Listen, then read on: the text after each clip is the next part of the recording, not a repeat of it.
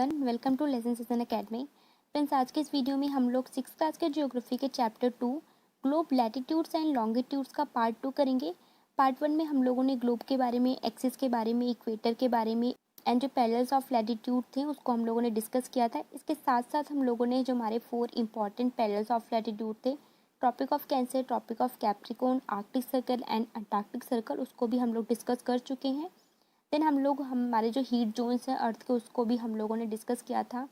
उसके बाद हम लोगों ने लॉन्गिट्यूड्स को भी डिस्कस किया था। तो बेसिकली हमारा जो लॉन्गिट्यूड एंड लैटिट्यूड का जो कंसेप्ट था वो हम लास्ट वीडियो में कवर कर चुके हैं। अगर आपने वो वीडियो नहीं देखी है तो इसका लिंक डिस्क्रिप्शन बॉक्स में दिया हुआ है, आप वहाँ जाकर वीडियो को देख सकते हैं। तो देखिए, अब हमारा जो टॉपिक है वो है लॉन्गिट्यूड एंड टाइम।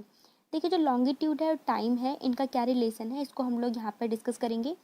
बेसिकली जो लॉन्गिट्यूड होता है वो किसी जगह का जो टाइम होगा उसको फिक्स करने में बहुत ही ज़्यादा इम्पॉर्टेंट रोल जो है वो प्ले करता है।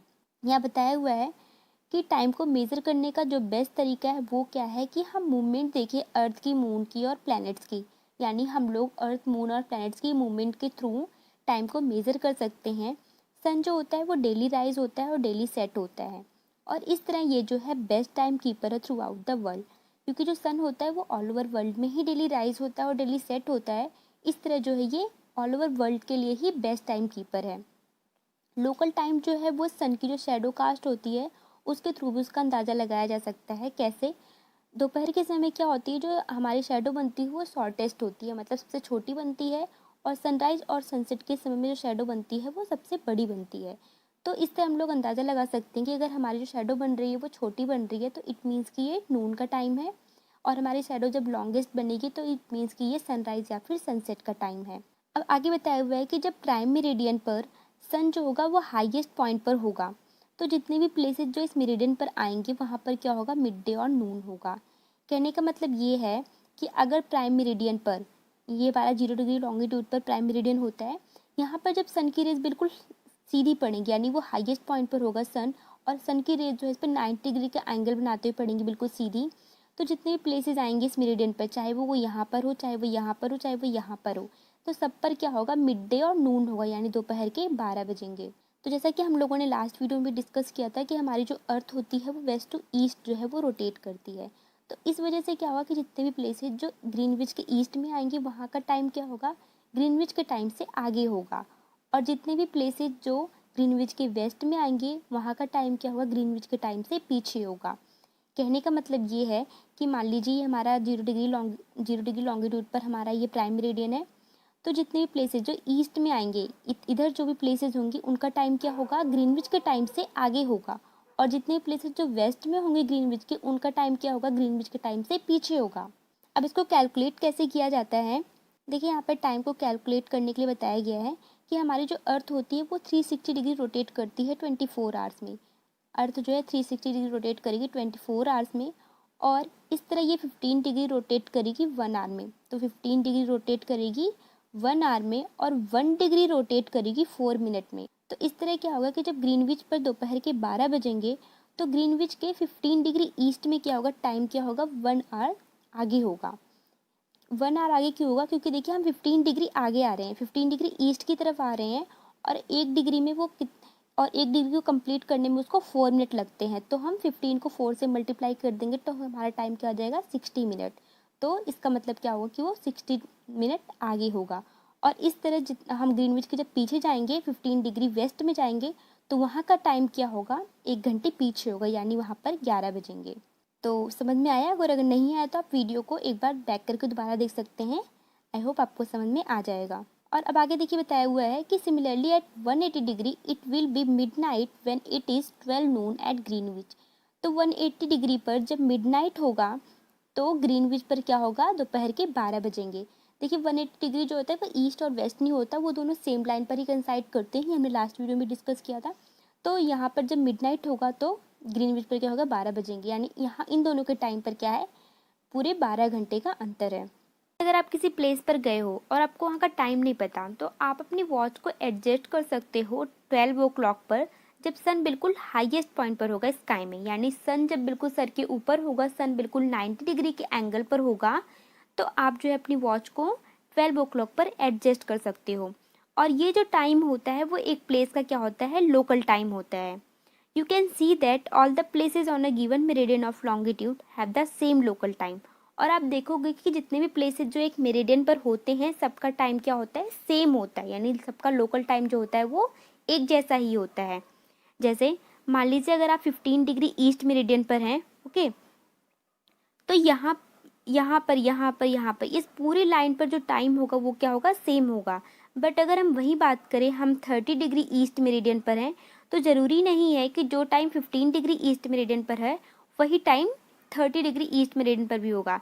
यहाँ के टाइम पे और यहाँ के टाइम पे क्या है, वो डिफरेंस हो सकता। अगर यहाँ पर 12 बजेंगे तो यहाँ पर 1-2 या उससे ज़्यादा बज सकते हैं, दोनों के टाइम में जो होगा वो अंतर होगा। बट अगर बात करें इसकी, तो इस पर जो टाइम होगा इस पूरे लाइन पर वो सेम होगा, और इस लाइन पर जो टाइम होगा वो पूरी लाइन का क्या होगा, सेम होगा। तो अब हमारा टॉपिक है why do we have standard time, यानी हमें एक स्टैंडर्ड टाइम की क्यों ज़रूरत होती है। देखिए, जो लोकल टाइम होता है प्लेसेस का वो क्या होता है, डिफरेंट होते हैं डिफरेंट मेरिडियन पर, क्योंकि जो मेरिडियंस होते हैं वो डिफरेंट डिफरेंट लॉन्गिट्यूड पर होते हैं, ओके।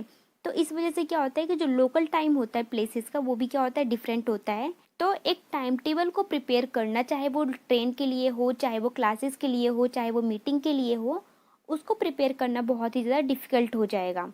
जैसे कि इंडिया में बताया गया है कि यहाँ पर जो है 1 आवर 45 मिनट का डिफरेंस है, कहाँ पर, द्वारका जो कि गुजरात में है, और डिब्रूगढ़ कहाँ पे, असम में, यानी डिब्रूगढ़ यहाँ पर है असम में, डिब्रूगढ़ कहाँ पे, यहाँ पे असम में है, और जो हमारा द्वारका है गुजरात में। यहाँ के टाइम पर क्या है, 1 आवर 45 मिनट का डिफरेंस है, ओके। तो अगर मान लीजिए यहाँ पर कोई बच्चा है उसकी क्लास 9 बजे है, और यहाँ पर भी कोई बच्चा है उसकी क्लास भी 9 बजे है, बट यहाँ के टाइम पे तो क्या है, 1 घंटा 45 मिनट का डिफरेंस है। तो ऐसे में दोनों के लिए सेम टाइम पर क्लास लेना तो पॉसिबल नहीं होगा। तो ऐसी कंडीशन में हमें एक ऐसे टाइम की ज़रूरत होती है जो ऑल ओवर कंट्री के लिए सेम हो। कोई पर्सन चाहे वो यहाँ रहता हो, चाहे वो यहाँ रहता हो, चाहे वो यहाँ रहता हो, या फिर यहाँ रहता हो, या फिर यहाँ रहता हो, सबके लिए वो टाइम जो है सेम है। तो अगर बात करें इंडिया की, तो इंडिया में ये जो टाइम लिया गया है वो लिया गया है 82.5 डिग्री ईस्ट लॉन्गिट्यूड पर। इसको ट्रीट किया जाता है स्टैंडर्ड मेरिडियन, ओके। और ये जो लोकल टाइम है इस मेरिडियन का, इसको स्टैंडर्ड टाइम लिया जाता है होल कंट्री का, और इसको कहा जाता है Indian standard time IST, okay. और ये जो है यहाँ पर लिया गया, ये जो है ये पूरी कंट्री के बीच में आता है। तो इस वजह जो यहाँ का टाइम है ये ऑल ओवर कंट्री के लिए जो है वो सेम लिया गया है, चाहे आप यहाँ पर रहते हो, चाहे आप यहाँ पर रहते हो, या फिर यहाँ पर आप जो है इसी जगह के टाइम को जो है वो फॉलो करोगे। तो इससे क्या होता है, एडमिनिस्ट्रेशन को चलाने में बहुत ज़्यादा हेल्प मिलती। देखिए आगे बताया हुआ है, Kabir lives in a small town near Bhopal. Kabir एक बच्चा है जो कि भोपाल के पास एक छोटे से टाउन में रहता है।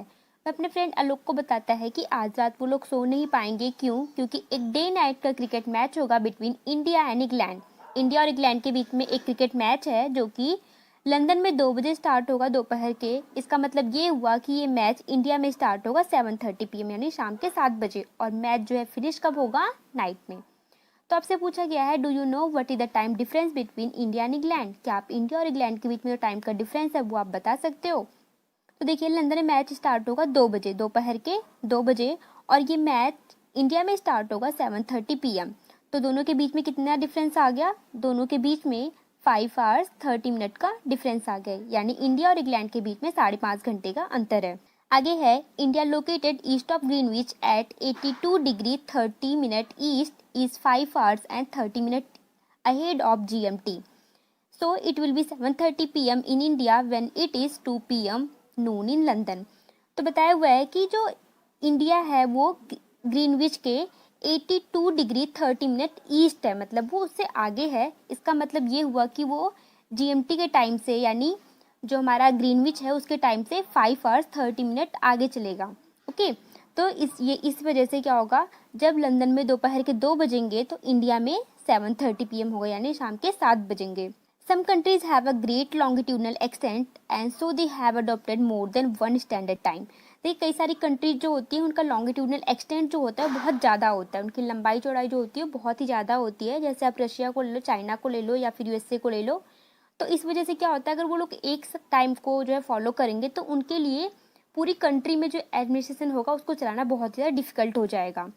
तो एग्जाम्पल दिए हुए कि रसिया में यहाँ पे 11 स्टैंडर्ड टाइम को जो है वो अडॉप्ट किया गया है और पूरी अर्थ को एक एक घंटे वाले 24 टाइम जोन्स में डिवाइड किया गया है और एक जो जोन होता है वो 15 डिग्री लॉन्गिट्यूड को कवर करता है। तो यहाँ पर हमारा चैप्टर जो है वो कंप्लीट होता है। आइए इसके क्वेश्चन आंसर्स को डिस्कस करते हैं। क्वेश्चन नंबर 1 है, what is the true shape of the earth. Earth की ट्रू शेप क्या है? तो हमने पढ़ा कि earth is not a sphere. Earth जो है वो स्पेयर नहीं है। अर्थ जो है स्लाइटली फ्लैटेंड है नॉर्थ पोल पर और साउथ पोल पर, और बल्ज है कहाँ पर? मिडिल में। और इसकी शेप जो है वो क्या है? Geoid, GEOID। Okay, next question है, what is a globe. Globe क्या होता है? तो यहाँ पर बुक में डेफिनेशन दी हुई थी ग्लोब की कि globe is a true model और miniature form of the earth.